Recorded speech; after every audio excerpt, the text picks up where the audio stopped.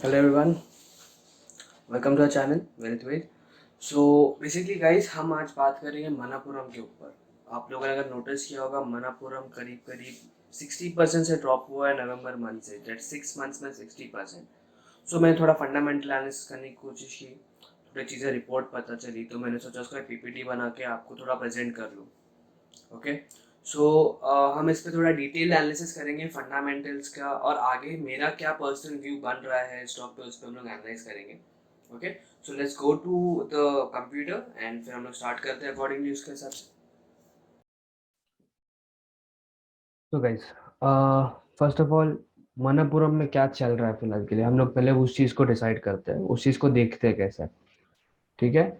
सो मणप्पुरम अगर फिलहाल के लिए अगर हम देखें, एक सेकेंड। या सो मणप्पुरम फिलहाल के लिए देखें तो 60% से ज़्यादा नीचे है फिलहाल। कल के दिन पे जब उसका क्वार्टरली रिजल्ट निकला था तो 10% का ड्रॉप था कल के दिन इटसेल्फ। ये टुडे मैंने कल रात को पीपीटी बनाई थी तो इसके लिए टुडे है। सो वो फ्लो में थे हम करीब। सो अभी तक 60% का डाउनफॉल है। अभी देखते हैं एक्चुअल में बेसिकली इनका बिजनेस किस तरीके से है, फिर हम लोग देखेंगे कि बॉस ये चीज नीचे आ क्यों रहा है, क्या फंडामेंटल रीजन है इसके पीछे। तो मनप्पुरम अगर हम लोग ध्यान से देखें तो Manappuram one of the two highest rated gold loan companies में से एक है मुथूट फाइनेंस, दूसरा है Manappuram finance. And gold loan का कैसा बिजनेस रहता है ना, कि गोल्ड लोन एक सेफेस्ट तरीके का बिजनेस है। मतलब गोल्ड ऐसा है कि आप कहीं भी चौक पे जाओगे, एक सोना है आपके पास, आपको उसको सेल करना है, आपके पास रिसीट है तो आप सेल कर सकते हो। मोस्ट लिक्विड है करेंसी, लाइक शेयर से ज्यादा लिक्विड तो गोल्ड है। आप कहीं भी जाके बेच सकते हो, शेयर्स आपको फिर भी एक्सचेंज में बेचना होता है, बराबर। तो शेयर से ज्यादा लिक्विड है गोल्ड। तो गोल्ड लोन काफी अच्छा है, लेकिन इस गोल्ड लोन में एक छोटा सा रिस्क भी है।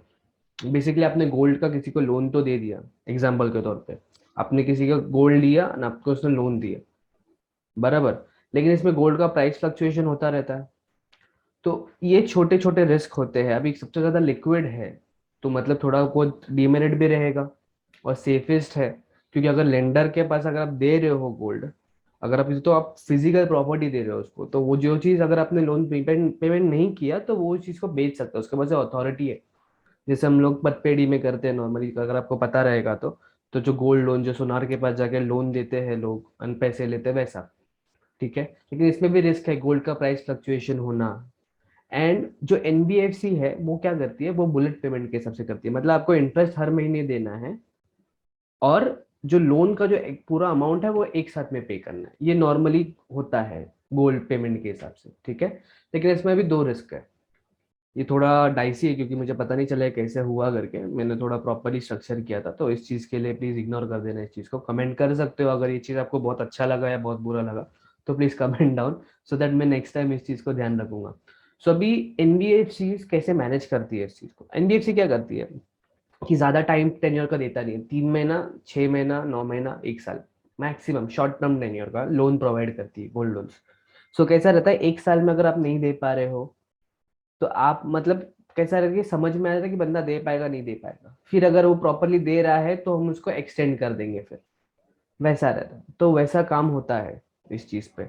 तो 3 महीना उनका मिनिमम रहता है, लाइक लो टेन्योर के हिसाब से लोग मेजरली देते हैं। लेकिन वही तरफ में बैंकिंग जो है थोड़ा ज्यादा देता है, लाइक उनका मिनिमम टेन्योर ही 3 महीने से स्टार्ट होता है, इनका मिनिमम टेन्योर मेजरली 3 महीने तक रहता है। एनबीएफसी का ये डिफरेंस है। एंड बोरोअर को क्या बोलते हैं कि आप लोन का अमाउंट एक साथ में पे कर दो, पहले इंटरेस्ट निकाल लो बस, जो हर लोन कंपनीज करती है। बट एनबीएफसी पहले अपना लोन का पहला मतलब बता के करती है। ठीक है। वैसा रहता है। तो gold loan Manappuram and Muthoot finance की बात करो, जो गोल्ड लोन एनबीएफसी चल रही है आज के टाइम पे मार्केट में। अब भी आप दूसरा देखोगे तो इनमें पीयर में कॉम्पिटिशन कैसे है। फॉर इंस्टेंस, ये मैं तारीफ कर रहा हूँ, बुराई नहीं कर रहा हूँ अभी के लिए। जो बुरी बात है वो बतानी बाकी है, ये तारीफ है फिलहाल। ओके। तो अभी फिलहाल के टिकट साइज छोटा है। अभी फॉर एग्जांपल आपके पास एग्जांपल के तौर पर 1-2 किलो सोना है, एग्जांपल। ठीक है। तो 2 किलो सोना कोई अगर लोन में अगर आप गिरवी रखने जाओगे तो बड़ा टिकट साइज है। बट मनपुरम ये सब क्या करता है, वो केटर किसको करता है, छोटे छोटे क्लाइंट सेट को। ठीक है। जो छोटे छोटे सेट ऑफ क्लाइंट्स है उनको केटर करता है मनपुरम। तो जैसे जो किसके पास 1 तोला 2 तोला सोना है, 3 तोला सोना है, किसी के पास छोटा सा चेन है तो उनको केटर, क्योंकि उनको अर्जेंट में जरूरत है, तो वो कैसे 3 महीने में फिर अपने आप तुरंत काम होता है।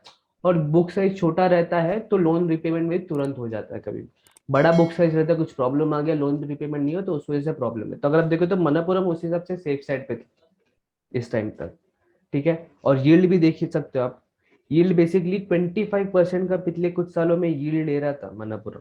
मतलब अगर 25% का इंटरेस्ट चार्ज कर रहा था सालाना, और उसी एंड पे बैंकिंग और ये इनको कम चार्ज करना, दैट इज 15%, 14%, 12% ऐसा। तो आप ये चार्ट देख पा रहे हो, इसमें मनप्पुरम और मुथूट का भी हाईएस्ट है। अभी आईएलएफएल है, फेडरल है, इनका लो है, तो उनको यील्ड ज्यादा मिल रहा था। एक तो छोटे लोगों को केटर कर रहा है, बजाज फाइनेंस कैसे करता है, छोटे लोगों को केटर करता है, साथ साथ में वो यील्ड भी उस हिसाब से देता है। तो उसी हिसाब का बिजनेस फंक्शन था। अभी टेन्योर का मैंने जैसे आपको पहले भी बोला कि 3 महीने का उनका मैक्सिमम टेन्योर रहता है। अगर आप देखोगे तो यहाँ पे टेन्योर इनका डेज में भी शुरू होता है। मुथूट गोल्ड का डेज में टेन्योर शुरू होता है, मनप्पुरम का डेज में होता है। यहाँ पे ये 12 मंथ्स, 3 मंथ्स, 6 मंथ्स, ये इन टर्म्स ऑफ डेज है। बेसिकली इनका मैक्सिमम कितना, 36 मंथ्स। ये देखिए 36 मंथ, इन सब का मैक्सिमम उतना ही है, खाली कैनरा गोल्ड 24 मंथ्स के आसपास है। तो इस हिसाब से उनका जो टेन्योर है वो भी काफी कम है। तो कम टेन्योर में मतलब उनका बुक का चर्निंग काफी अच्छे से हो पाता है, क्योंकि प्रोसेस आपको पता रहेगा, प्रोसेसिंग फीस भी लगता है, वो तो एक सॉर्ट ऑफ इनकम ही है, ठीक है। सो अब हम देखते हैं कि बॉस मनप्पुरम में क्या सही नहीं हुआ। बेसिकली हुआ ये था, जब कोविड स्टार्ट हुआ था तो लिक्विडिटी से फिल्ड हो गया था मार्केट। मतलब आरबीआई ने इतना लिक्विडिटी प्रोवाइड किया था मार्केट में कि बैंक के पास पैसा भरपूर था, लेकिन दे किसको। लोन देना भी एक टास्क है, क्योंकि अगर लोन का पेमेंट वापस नहीं हुआ तो बैड डेट में जाता है कभी भी, और bad debt is never good in the markets, ठीक है। सो अभी हुआ है कि इतना सारे लोन है, तो उन्होंने क्या किया, फिर लोगों को कैपिटल रिक्वायर्ड तो है, तो उन्होंने अपना लोन बुक को, जो बैंक्स है, उन्होंने अपने लोन बुक्स को गोल्ड की तरफ में कन्वर्ट किया। गोल्ड एक सेफेस्ट एसेट है, जैसे मैंने आपको बोला कि वो सबसे ज्यादा लिक्विड है। अगर कुछ डिमेरिट होता है तो गोल्ड हम सेल कर सकते हैं। प्रॉपर्टी सेल करने जाएंगे 3 से 6 महीना निकल जाता है, उनका वर्किंग कैपिटल रुक जाता है। तो बैंक्स ने क्या किया, बैंक्स ने फोकस गोल्ड की तरफ में ज्यादा किया। उनको यील्ड कम मिलता है उसमें, नो डाउट, बट उनको सेफ रहना भी ज्यादा इंपॉर्टेंट था, क्योंकि क्राइसिस का टाइम था।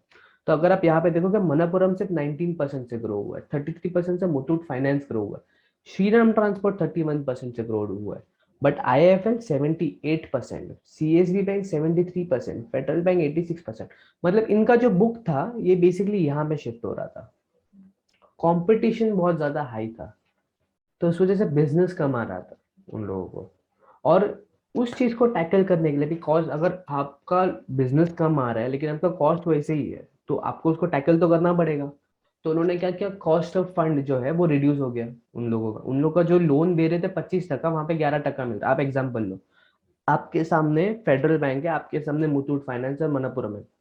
मनप्पुरम मुथूट आपको 18-20% पे देता है, फेडरल बोल रहा है मैं आपको 12 से 13 टका दूंगा, तो आप किसके पास जाओगे, फेडरल के पास, ऑब्वियस है। और वो हैवीली उस चीज पे काम कर रहे हैं, मार्केट कर रहे हैं, चीजें ये कर रहे हैं। तो उस वजह से इनके बिजनेस, इनके लोन बुक्स भी कम हुए और फेडरल इन सब के लोन बुक्स बढ़ने लगे उस हिसाब से। तो मनापुरम ने वहां भी एक छोटा सा हिट लिया, गोल्ड एनबीएफसी ने वहां पे छोटा सा हिट लिया। तो मनप्पुरम को क्या करना पड़ा, फिर मार्च 2020 के 22 के क्वार्टर में उन लोगों ने अपना 25, ये इंटरेस्ट जो पिछले 10-11 साल से जो 25% का यील्ड था, मतलब वो 10 रुपए दे रहे थे, तो इसमें 150 रुपए दे रहे थे, तो 25 रुपए कमा रहे थे साल का। उस चीज को घटा के उनको 18% करना पड़ा, डायरेक्टली 7% का हिट लिया है उन लोगों ने वहां पे। तो इस वजह से क्या हुआ कि उनके प्रॉफिटेबिलिटी कम होने लगा। आपको यहाँ पे दिख रहा है इनका प्रॉफिटेबिलिटी किस हिसाब से कम हुआ है मनप्पुरम का।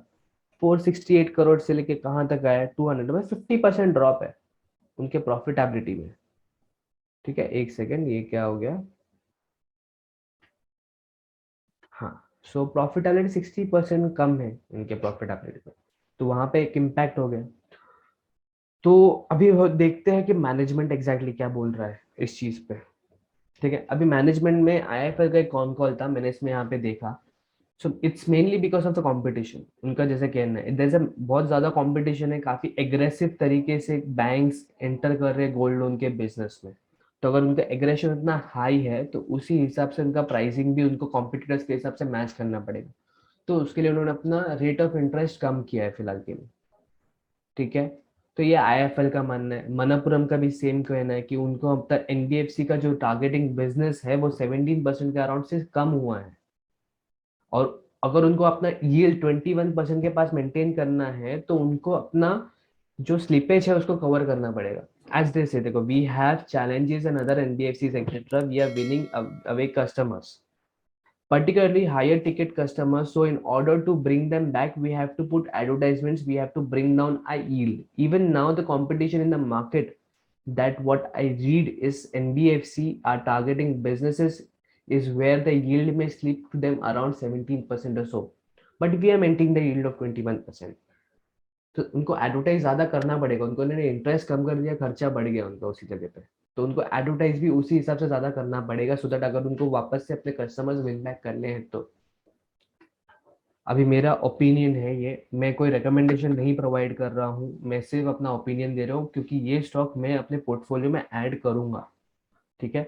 सो अभी इसमें सिनेरियो कैसा है कि आपको पता रहेगा मार्केट में अभी रेट हाइक चल रहा है फिलहाल के लिए, तो अगर रेट हाइक चल रहा है विच मीन्स लिक्विडिटी कम होगी, जब लिक्विडिटी कम होती है तो क्या होता है कि बैंक्स के हाथ में भी पैसे कम होंगे, अगर बैंक्स के हाथ में पैसे कम है तो वो लोन्स प्रोवाइड नहीं कर पाएंगे।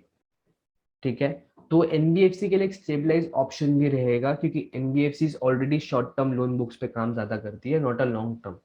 बैंक्स बड़े बड़े लोन बुक्स पे ज्यादा काम करते हैं, जैसे हाउसिंग लोन हो गया बराबर, या फिर ऑटो लोन हो गया, तो इन लोन्स पे ज्यादा काम करती है। कंपनीज को लोन देना हो गया, वर्किंग कैपिटल लोन होगा जो 5-6 साल के हिसाब से रहता है, 2-3 महीने के हिसाब से नहीं करती है।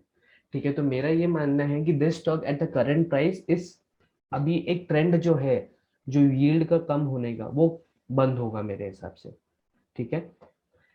बट यहाँ पे मुझे बेसिकली इस हिसाब से दिख रहा है कि इसका यील्ड जो है वो स्पेसिफिकली कम हो, मतलब डाउनफॉल अभी रुकेगा यहाँ पर, यहाँ से यील्ड वापस से ऊपर जा सकता है। और दूसरी चीज, मनापुरम का ये मानना है, उनका जो सिस्टर कंसर्न कंपनी है आशीर्वाद एमएफआई, जो साउथ में जो तमिलनाडु रीजन में सबसे हाईएस्ट रेवेन्यू जनरेटिंग है, उनका सेकंड बिगेस्ट वर्टिकल में है, वो थोड़े एक 6 से 12 महीने में प्रॉफिटेबल हो सकती है। वो एक काफी इंपॉर्टेंट है। एंड आईआईएफएल फाइनेंस भी बोल रहा है कि इंटरेस्ट रेट हाइक्स यील्ड को स्टेबलाइज करेगी, तो ये बेटर रहेगा। अभी मेरा फाइनल ये है कि मैं इस पोर्टफोलियो इसमें अपने पोर्टफोलियो इस स्टॉक को अपने पोर्टफोलियो में ऐड करना प्रेफर करूंगा 3 से 5 साल के बेसिस के लिए मैक्सिमम, उससे ज्यादा नहीं। ओके। तो लेकिन पोर्टफोलियो में साइजिंग रखना भी जरूरी है, एक छोटा मोटा क्वांटिटी है अगर आप रखोगे तो आपके लिए बेनिफिशियल होगा। अगर आप कोई बड़ा क्वांटिटी ऐसा मतलब डायरेक्टली आपका पोर्टफोलियो 5 लाख का है और 3 लाख का सीधा मनपुरम बाई करो, मैं पर्सनली वैसा नहीं करना प्रेफर करूंगा। मैं क्या करूंगा, 10-5% ही मैक्सिमम 10% में इन्वेस्ट करूंगा, सो दैट मुझे अगर 50% है 60% पे है तो मुझे उस हिसाब से रिटर्न्स मिल सके। ठीक है। टेक्निकली ये स्टॉक बिल्कुल भी अच्छा नहीं नजर आ रहा है क्योंकि टेक्निकल में हम ट्रेंड में ट्रेड करते हैं, इसका ट्रेंड अभी फिलहाल डाउन है, तो इस स्टॉक में अभी फिलहाल के लिए ट्रेड करने में मुझे कुछ लॉजिक दिखाई नहीं दे रहा। Okay. So this will be it for today. So जैसे आपने देखा हम लोग ने मनप्पुरम पे किस हिसाब से एनालिसिस किया।